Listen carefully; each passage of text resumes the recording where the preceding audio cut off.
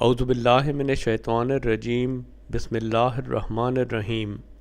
Now we come to the most important issue, that is whether 2000 years old Jesus will return physically with the status of a subordinate prophet, or someone from the followers of the Prophet Muhammad sallallahu alaihi wasallam will be given this title and the status. In this connection, Brother Yusuf thinks that Even if we accept that Isa's office of prophethood to be active and for Allah to reveal to him new words, then we must accept that the person is Isa and not somebody else. when we look at the history of religions, we find that oftenly it was people's habit to take the prophecies too literally, which had resulted in the majority to reject the prophet of their times. And exactly this was going to happen in the Muslim Ummah as well. Because if this history was not going to repeat itself, then there was no need for the Prophet sallallahu alaihi wasallam to issue a warning to the Muslims of the later age that they are going to exactly resemble the 72 sects of Jews. So much so that the Prophet sallallahu alaihi wasallam said that a time will come when the 72 sects of Muslims will attain that much resemblance with the 72 sects of Jews as one shoe resembles the other of the same pair. When we compare the majority of today's Muslims with the Jews of the time of Jesus, then we will astonish to see that in how much detail this prophecy is being fulfilled. Majority of the Jews rejected the claimant of Messiah. Similarly, majority of Muslims did the same. Jews rejected the claimant of Messiah because the prophecy regarding descent of Elijah was not fulfilled literally. Similarly, Muslims are rejecting the claimant of Messiah because an old prophet did not literally descend from the heaven. Jews rejected Jesus' metaphoric interpretation regarding Elijah's descent from the heaven. Similarly, Muslims rejected Hazrat Ahmad's metaphoric interpretation regarding Jesus' descent from the heaven. Jews were expecting a warrior Messiah who was to win worldly kingdoms for them. Similarly, Muslims are expecting exactly the same. Jews rejected the claimant of Messiah because he taught against wars and bloodshed. Muslims are also very angry that why Hazrat Ahmad spoke against their favorite habit of fighting and bloodshedding. Jews used to feel pride in abusing, humiliating, and persecuting the claimant of Messiah and his followers. Similarly, Muslims are exactly following the same Sunnah. Dear brother, don't you realize that to insist on the bodily descent of a prophet from heavens is exactly the same mistake as ones committed by the 72 sects of Jews? Don't you feel fear of Allah while following the footsteps of Jews in this regard, despite Prophet's clear warnings? If insisting on the bodily descent of an old prophet from the heaven is a righteous approach, then one has to accept that Jews were also right in their rejection of Jesus as Messiah. It is too strange that people believe that the same Jesus will bodily descend, because this belief is not only against established law of natures, Sunnat Allah, but is also against the Quran as well as the Bible. Because both the Holy Quran and the Bible describe him as the prophet to Israelites only.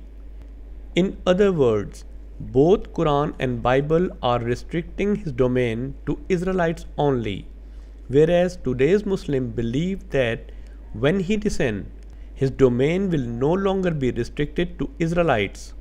They believe that this time he will not only act as just ruler for the Muslims, but will also invite all the Christians towards Islam, whether they belong to Israelites or Gentiles.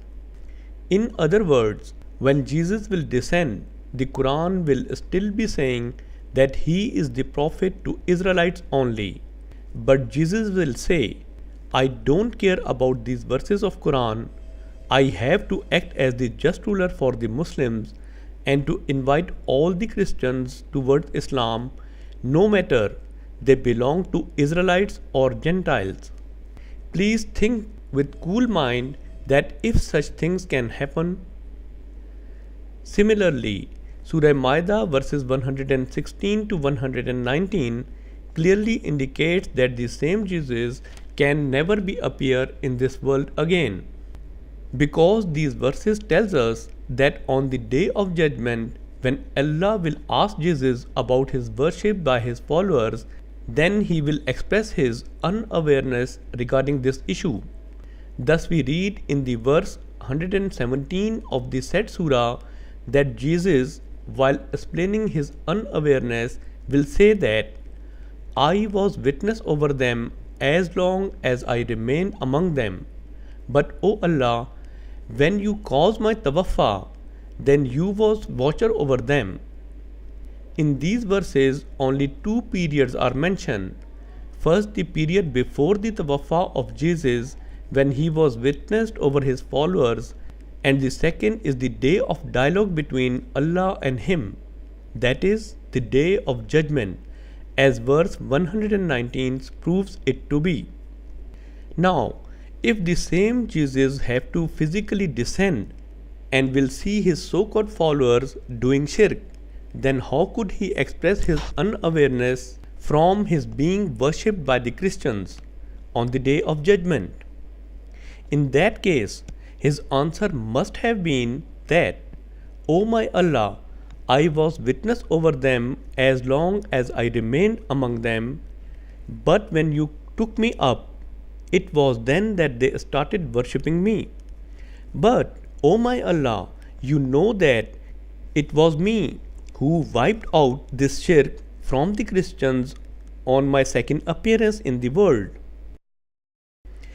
In Bukhari, it is mentioned that the Prophet ﷺ said that on the day of judgment, he will also express his unawareness from the deeds of his followers after his tawaffa, exactly the way it was mentioned in Surah Maida about Jesus ﷺ. Then, regarding the similarities of Hazrat Ahmad, due to which he was given the title of Jesus, Brother Yusuf asks, If we then accept your next point, that it is not the physical Isa, the light complexioned Mediterranean looking person, but can actually be that of the likeness of Mirza Ghulam Ahmad, even then you would have to accept that at the very least the personage must match that of Isa ibn Maryam. Can that be said of Mirza Ghulam Ahmad? Dear brother, there are too many similarities between Hazrat Ahmad and Jesus, but I will go through only few of them. Jesus came after 1300 years of Moses, and Hazrat Ahmad came after 1300 years of Muhammad sallallahu alaihi wasallam. Jesus came when the Ummah of Moses was divided into 72 sects. Hazrat Ahmad came when the Ummah of his master Hazrat Muhammad sallallahu alaihi wasallam was split into 72 sects. Jesus did not brought a new Sharia, rather he was a follower of the Sharia of Moses, that is Torah. Hazrat Ahmad also did not brought any Sharia and was follower of the Sharia of Muhammad sallallahu alaihi wasallam, that is Quran.